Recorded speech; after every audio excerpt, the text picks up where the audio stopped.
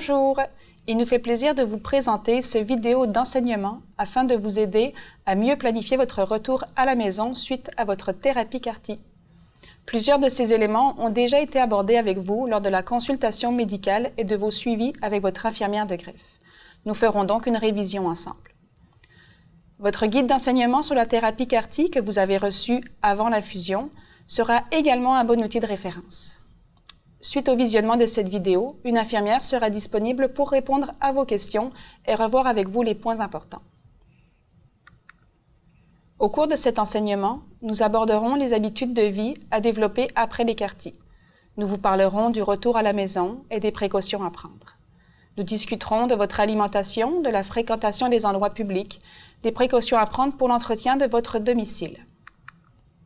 Ensuite, nous aborderons certaines particularités en lien avec les loisirs, les soins corporels et la sexualité.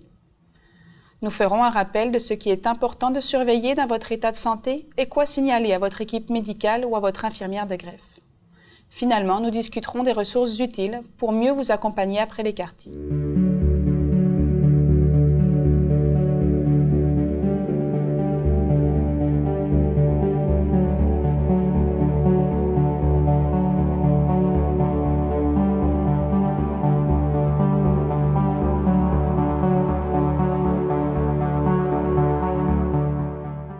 Quelques jours après votre retour à la maison, votre infirmière de greffe fera un suivi téléphonique avec vous. Elle sera disponible pour répondre à vos questions et discuter de votre état de santé. Votre suivi après les CAR-T devra avoir lieu au CHU de Québec pour au moins 12 semaines après l'infusion des CAR-T. Vous devrez également demeurer à moins de 90 minutes de l'hôpital pour les 4 premières semaines. Les visites de contrôle sont fréquentes et vous devez aller rapidement à l'hôpital en cas de problème. Pour votre sécurité, vous devrez être accompagné d'un proche en tout temps. Votre suivi sera transféré à votre médecin traitant lorsque votre état sera stable. Suite à vos CAR-T, vous devrez reprendre votre vaccination environ 100 jours après l'infusion. Votre infirmière de greffe vous remettra l'ordonnance et vous donnera les explications selon votre situation personnelle. Pour faciliter votre convalescence, il est important de reprendre vos activités progressivement. Au départ, vous aurez de la fatigue et un manque de résistance à l'effort, ce qui est normal. Vous reprendrez des forces au fil des jours. L'important, c'est de bouger un peu chaque jour. Vous pouvez par exemple aller en plein air, prendre une marche, faire des exercices à l'intérieur. Ceci améliorera votre fatigue, tonifiera vos muscles, améliorera votre sommeil et stimulera votre appétit. N'oubliez pas également de bien vous hydrater. En raison des traitements que vous avez reçus, votre système immunitaire sera affaibli. C'est pourquoi vous devez respecter les précautions afin de diminuer vos risques d'infection. Nous recommandons le port du masque N95 dans les endroits publics ou lors des situations à risque, comme l'hôpital ou l'épicerie. Donc, après votre thérapie à CAR-T, il est important de respecter quelques principes de sécurité alimentaire. En fait, c'est durant le rétablissement de votre système immunitaire. Pour savoir exactement à partir de quand vous pouvez lever les recommandations, on vous suggère de vous référer à votre équipe traitante. Donc, dans les prochaines diapos, on va parler un petit peu de 4 grands principes, donc de nettoyage, séparation des aliments, de cuisiner les aliments et la réfrigération des aliments aussi. Donc, le premier principe, c'est d'être quand même assez assidu sur le nettoyage, donc que ce soit le nettoyage de vos mains ou des surfaces de travail lorsque vous cuisinez. On n'oublie pas aussi de nettoyer régulièrement vos planches à découper, les ustensiles de cuisine, surtout pour éviter la contamination croisée. S'il y a eu, vous avez coupé de la viande avec une planche à découper et des couteaux, on va éviter de couper immédiatement après des fruits et légumes sur la même planche et avec les mêmes ustensiles. J'aime aussi recommander aux gens de mettre les planches à découper assez régulièrement dans le lave-vaisselle afin d'enlever comme il faut. La température très chaude du lave-vaisselle va éliminer les micro-organismes pathogènes des planches à découper. Pour ce qui est de votre réfrigérateur, on recommande aussi de faire le nettoyage de votre frigo de fond en comble au moins 1 à 2 fois par mois si vous êtes capable, mais l'idéal serait, par exemple, lorsque vous revenez de l'épicerie, de prendre le temps de nettoyer adéquatement les tablettes et les tiroirs avant d'y ranger les aliments. Pour ça, on utilise un linge propre avec soit un désinfectant ou de l'eau savonneuse, là, ça peut faire aussi. Pour ce qui est des linges de table, des linges à vaisselle, linge de table, guenilles, on recommande là, de les laver tous les jours et d'en utiliser des nouveaux chaque jour.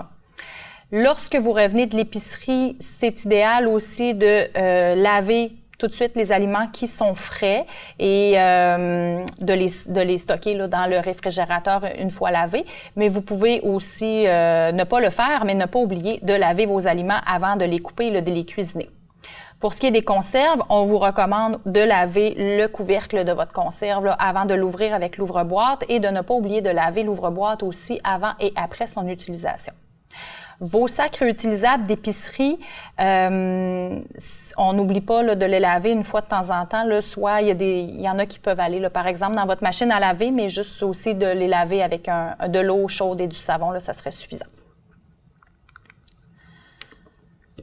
On veut éviter dans le réfrigérateur et dans nos sacs d'épicerie aussi la contamination croisée entre tout ce qui est cru et tout ce qui est cuit. Donc, c'est sûr que la viande crue, les poissons, fruits de mer, volailles, fromage, produits laitiers, on essaye d'éviter qu'ils soient en contact là, avec des aliments qui sont frais, là, comme les fruits, les légumes. Donc, ils devraient avoir leur place là, quand même, leur place individuelle là, dans votre réfrigérateur et éviter là, de mettre des aliments qui sont frais avec ces aliments-là. Même chose dans les sacs d'épicerie, vous pourriez avoir là, des sacs d'épicerie qui sont spécifiquement là, pour les aliments là, crus comme la viande, fruits de mer et poissons. Ça serait aussi l'idéal. Lorsqu'on cuisine, on vous recommande aussi de respecter les températures de cuisson interne des aliments. Donc, pour ce faire, vous pouvez aller vous procurer un thermomètre à viande là, dans les grandes chaînes là, d'outils là, pour la cuisine, Canadian Tire, Walmart aussi, et on peut trouver ça un petit peu partout. Puis sur le site du MAPAC, vous pouvez avoir un document là, sur les températures internes de cuisson là, des viandes, volailles, poissons et fruits de mer. Lorsque vous avez terminé de cuisiner, on essaye de limiter là, l'attente là, entre le service des aliments cuits, la réfrigération aussi. Donc, lorsqu'on termine de cuisiner quelque chose, on essaie de garder un 30 minutes là, avant la réfrigération dans le frigo ou le service à table là, si vous êtes prêt à manger. Dans le réfrigérateur, en fait, on a parlé du lavage, là, on a parlé déjà du lavage des réfrigérateurs, de réfrigérer rapidement les restes après la cuisson. Un petit mot sur la décongélation aussi. Si vous avez des aliments à faire décongeler, vous pouvez retrouver là, sur le MAPAC aussi des informations quant à la décongélation sécuritaire des aliments. En gros, on essaie de les faire décongeler là, soit dans l'eau froide au frigo, ça peut être aussi là, directement dans le frigo là, pendant toute une nuit. On évite là, de laisser là, des aliments sur le comptoir à décongeler là, à la température de la pièce. La conservation de vos restants aussi doit respecter environ 3 jours maximum. Là, c'est pas mal le maximum qu'on permet lorsqu'on cuisine quelque chose. Si vous n'êtes pas sûr que vous allez le remanger d'ici les 3 jours, on vous suggère de congeler en portions individuelles. Température du frigo aussi. Votre frigo devrait toujours être autour de 4 degrés Celsius. Donc, il y a des frigos qui ont déjà un thermomètre intégré là, dans certains réfrigérateurs. Si vous n'en avez pas, c'est possible de vous procurer un thermomètre à frigo là, dans les magasins de grande surface. Les aliments qui sont chauds, on en a parlé un petit peu aussi tout à l'heure. Donc, lorsque les aliments sont très chauds, viennent d'être cuisinés, on essaye de garder un 30 minutes là, avant de les réfrigérer. Et si vous avez à manger à l'extérieur, par exemple en pique-nique, c'est important là, de garder les aliments froids adéquatement dans une glacière avec des petits blocs réfrigérants, là, communément appelés ice pack. Donc, tout ce qui est froid devrait être gardé froid. Et lorsque vous revenez à la maison après votre sortie, c'est important de réfrigérer immédiatement les aliments là, qui seront restés froids. Si vous avez un doute sur les aliments, si vous avez un doute que les aliments sont restés bien froids, bien, à ce moment-là, ça va être de les jeter. Donc, pour ce qui est de la consommation de l'eau qui provient d'un aqueduc municipal d'une municipalité de plus de 2000 habitants est sécuritaire pour être bu et consommé. Par contre, on est plus prudent avec l'eau qui proviendrait d'une petite municipalité ou de l'eau d'un puits artésien. À ce moment-là, on vous recommande de la faire bouillir 1 minute et de la conserver 48 heures au réfrigérateur. Cette eau doit être utilisée aussi pour le brossage des dents et le lavage des fruits et des légumes frais. Si c'est plus facile pour vous, il y a toujours possibilité aussi de consommer de l'eau embouteillée. Et on vous recommande, après vos traitements, d'assurer une bonne hydratation, donc de boire un minimum de 2 litres d'eau par jour, sauf s'il y a une contre-indication de votre équipe traitante.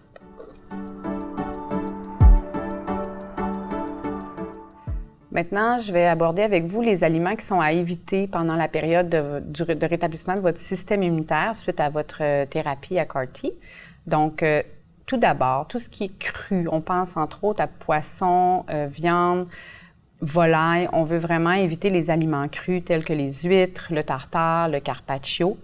On pense aussi au saumon ou en fait tout poisson fumé qui ne serait pas cuit, fumé à froid. Donc, on veut éviter ce type d'aliments-là. Poissons séchés ou en saumure également. Pour ce qui est des charcuteries, on veut s'assurer d'acheter tout d'abord des charcuteries emballées sous vide. On va éviter d'aller les faire trancher à la charcuterie. Et on veut également les faire chauffer. Donc, on va éviter là, les aliments comme le jambon qu'on achète mais qui ne seraient pas réchauffés avant la consommation. Également, on va éviter les salamis de style jerky ou de bâtons de viande séchés. Les produits de soya ou plus végétaux comme le tofu, le tempeh, le miso, on va faire attention également. Par contre, on peut utiliser du tofu pasteurisé dans nos préparations, il n'y a aucun problème. Pour les produits laitiers et les fromages, encore une fois, la pasteurisation vient sécuriser les produits, donc on s'assure de bien choisir des aliments qui sont pasteurisés. On va éviter, par exemple, le fromage au lait cru ou les fromages avec des moisissures évidentes comme le fromage bleu. Les fromages à pâte molle, on s'assure un peu comme les charcuteries de bien les faire cuire avant la consommation. C'est des produits plus à risque de pathogènes, donc on veut vraiment une cuisson. Un peu aussi pour le même principe pour le fromage feta. Donc, on l'achète pasteurisé et on devrait l'utiliser cuit, exemple sur une pizza. Pour ce qui est des noix et graines, on s'assure de les acheter là, rôtis et dans des pots scellés. On ne veut pas prendre les noix ou les graines qui sont en écale ou non rôtis ou également acheter en vrac. Pour les œufs, les préparations à base d'œufs, on veut éviter les œufs crus, donc on fait bien cuire le blanc et le jaune également. On veut un jaune qui est ferme là, pour la consommation. Les produits à base d'œufs crus tels que le lait de poule, la pâte à gâteau qui serait crue, les mayonnaises maison, donc on va éviter ce genre de produits-là. On va également éviter les germinations. Si on est un peu dans la section fruits et légumes à l'épicerie, tout ce qui est micro-pousses, fèves germées, luzerne, on va vraiment éviter de les consommer crus. Vous pouvez, exemple, acheter les fèves germées, mais bien les faire cuire dans une préparation. Mais le germe, c'est vraiment la portion du germe qui est associée, qui est plus à risque d'être contaminée. La salade de choux également du commerce, on va éviter. Vous pouvez vous préparer une salade de choux maison en achetant vos ingrédients, en nettoyant bien vos légumes, mais on va éviter celle qui est déjà prête par le commerce. On va également éviter les conserves faites maison, les jus de fruits et de légumes qui ne seraient pas pasteurisés. La plupart sont quand même adéquats dans ce qu'on achète souvent sur les tablettes, également réfrigérés, mais on devrait quand même porter attention et s'assurer que c'est pasteurisé. Même chose pour le miel. Il y a souvent des artisans qui font du miel maison. On va éviter d'acheter ce genre de produits. On veut vraiment un miel qui est pasteurisé. On va également éviter l'alcool fait maison. On va aller dans des bières ou du vin du commerce ou dans la Société des alcools du Québec également, c'est correct. On va également éviter, on reste dans les boissons ou les breuvages, tout ce qui est kombucha fait maison ou non pasteurisé, c'est quand même un produit plus fermenté. On va éviter la levure non cuite. C'est sûr que quand on fait par exemple un pain maison puis qu'on a un contact direct avec la levure sur les mains, tout ça, c'est là un peu le danger. Donc, on va éviter ce genre de manipulation-là. On va également éviter les produits naturels qui seraient à base d'herbes ou de plantes. Et finalement, les produits, les suppléments de probiotiques. vendus vraiment, là, par exemple, en pharmacie sous forme de capsules, de poudres, qui contiennent des grandes quantités de probiotiques. J'amène un petit point par rapport aux probiotiques sur les yogourts. Vous pouvez acheter, par contre, les yogourts probiotiques qui seraient pasteurisés là, également. Pour les restaurants, on recommande, après la thérapie à CAR-T, de les éviter idéalement pendant la période de rétablissement de votre système immunitaire. Par contre, si vous tenez à y aller, à les fréquenter, nous vous recommandons d'y aller sous certaines conditions. On pense entre autres aux périodes d'affluence. On veut éviter les fortes périodes d'affluence quand il y a plus de gens à l'intérieur du restaurant où il pourrait y avoir plus de pathogènes et de micro-organismes dans l'air, évidemment les virus et les bactéries que les gens pourraient transmettre. Également, on va éviter les aliments souvent déposés sous des lampes chauffantes ou des tablettes chauffantes qui peuvent rester à une température un peu moins idéale trop longtemps. On va éviter les bars à salade, les buffets, les vendeurs ambulants comme les camions de rue. On va également éviter les kiosques de dégustation qu'on voit des fois dans les magasins à grande surface. Donc, on s'assure d'aller vers des aliments qui sont préparés devant nous, cuits à point, servis et consommés là, immédiatement. Donc, je rajoute aussi d'éviter les aliments crus au restaurant. Encore une fois, parce qu'on ne connaît pas leur technique de nettoyage et de manipulation des aliments. Donc, tout ce qui est fruits et légumes principalement, éviter d'aller choisir, par exemple, la salade sur le menu.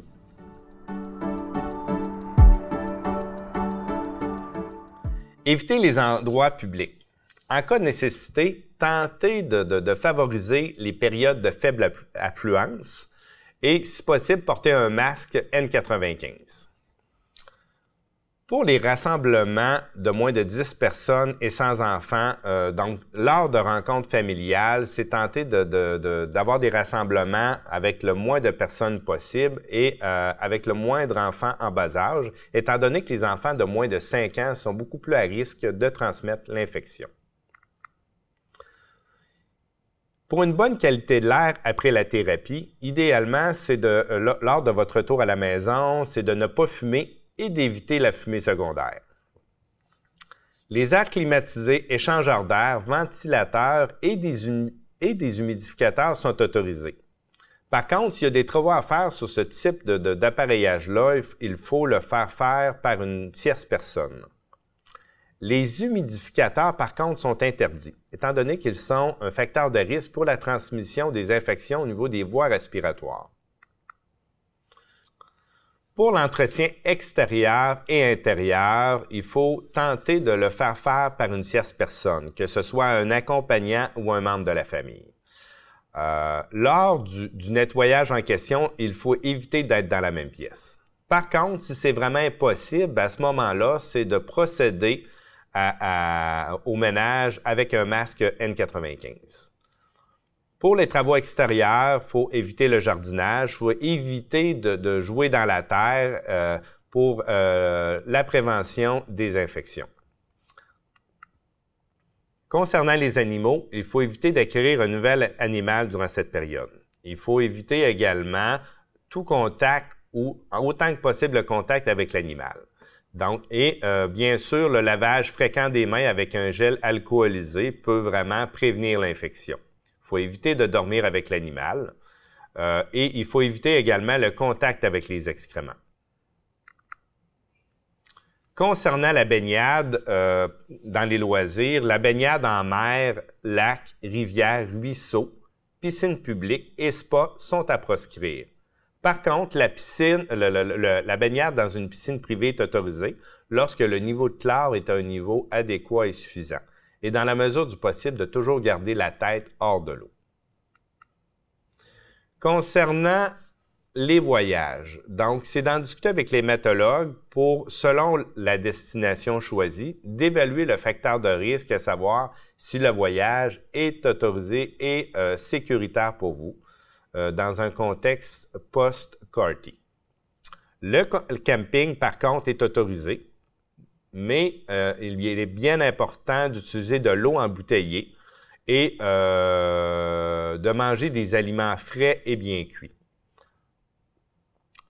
Les feux extérieurs sont à proscrire étant donné qu'ils sont un facteur de risque d'infection au niveau des voies respiratoires.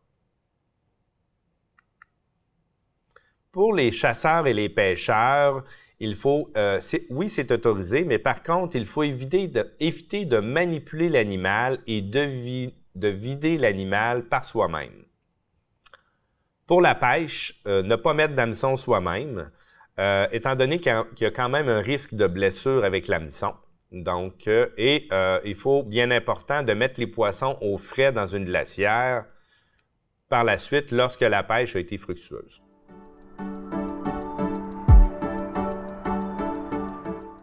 Concernant les soins corporels, vous devez prendre un bain ou une douche à tous les jours. Utilisez des produits non parfumés pour éviter d'irriter votre peau. Si vous avez la peau sèche, utilisez une crème hydratante pour aider à diminuer les démangeaisons ainsi que la peau sèche. La protection du soleil.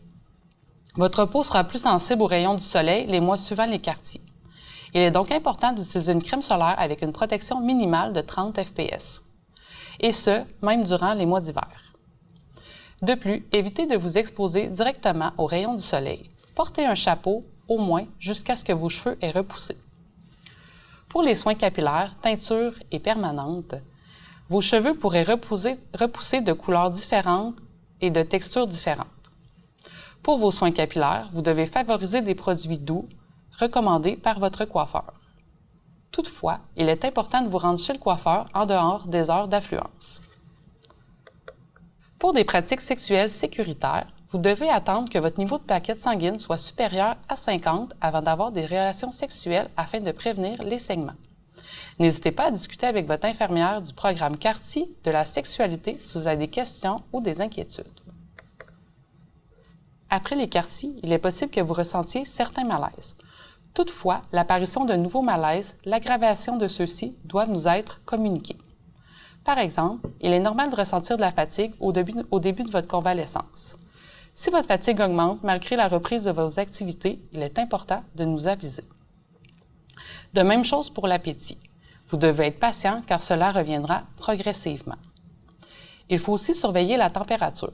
Si votre température est supérieure à 38 pendant 1 heure ou 38,3 une seule fois, vous devez aviser l'équipe de CARTI et vous présenter à l'urgence. Voici quelques trucs pour vous aider à faire la part des choses. Est-ce que ce symptôme s'est aggravé depuis mon départ? Est-ce que ce malaise est nouveau ou est-ce que ce malaise persiste dans le temps? Donc, vous devez contacter votre infirmière de greffe si vous éprouvez un changement dans votre état. Si vous avez un nouveau symptôme ou s'il y a une aggravation de celui-ci. Voici une image qui résume ce que vous devez surveiller. Elle est aussi disponible dans votre guide d'enseignement.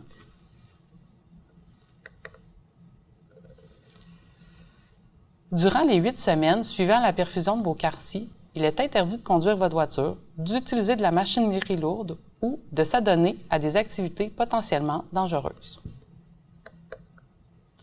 Une évaluation de la neurotoxicité devra être réalisée par votre proche accompagnateur dès votre sortie de l'hôpital. Les exercices pour l'évaluation sont présentés ici et se retrouvent à la fin de votre guide d'enseignement CARTI et consistent en 5 petits exercices. Vous devez faire ces exercices 3 fois par jour, du jour 0 au jour 13, et 2 fois par jour, du jour 14 au jour 28. Rappelons-nous que le jour 0 correspond à la journée d'infusion de vos CARTI. Si votre score est inférieur à celui que vous avez obtenu avant votre départ de l'hôpital, vous devez immédiatement vous présenter à l'urgence avec la carte qui certifie que vous avez reçu une thérapie CARTI.